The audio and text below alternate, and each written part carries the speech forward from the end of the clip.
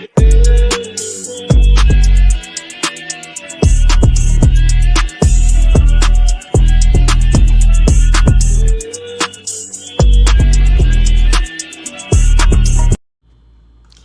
shit, after last week's episode, we got another exciting episode this week.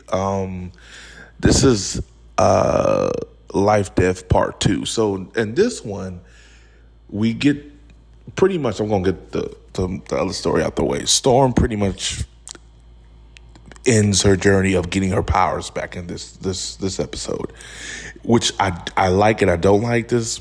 I like how you my thing is, you had an episode like last week, and the way you ended it the way you had that episode and you jumped to this episode, it kind of sucks because we got to wait almost 2 weeks to get the conclusion of that episode in a way.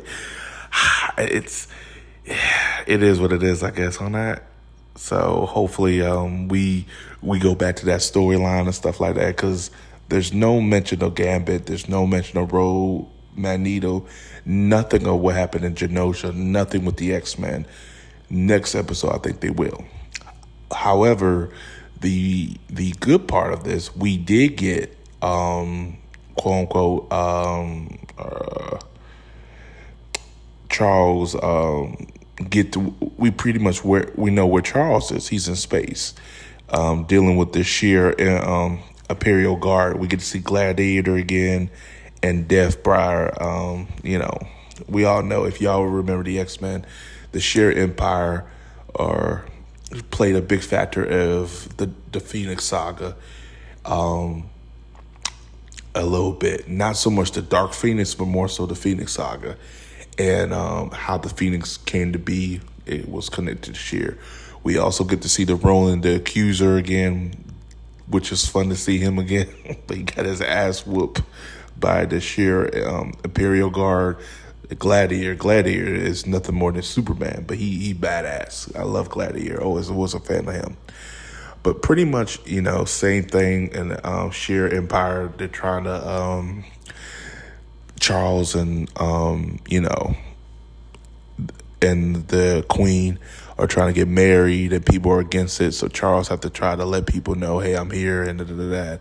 And that's pretty much the clutch of the story. And this wasn't bad, but it was like, okay, I guess you have to. It's one of those episodes. It's better than a Mojo episode with Jubilee, but it's like, you just had an episode of last week. Do you really have to do this one?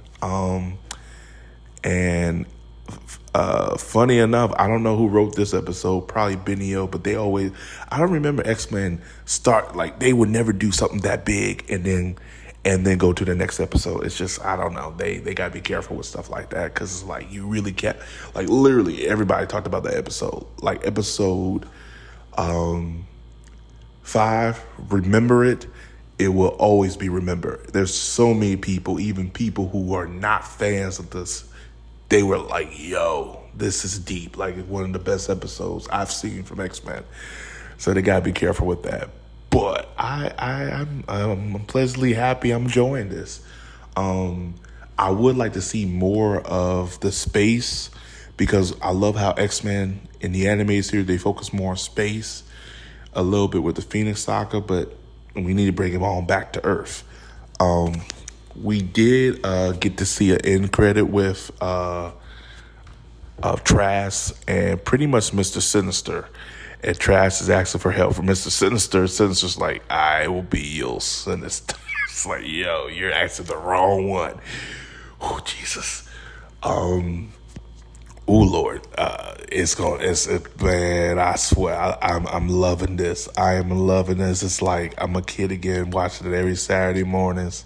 It would have been cool if they released it every Saturday morning on Disney Plus. Oh, I would be geeking the fuck out. Like, yes.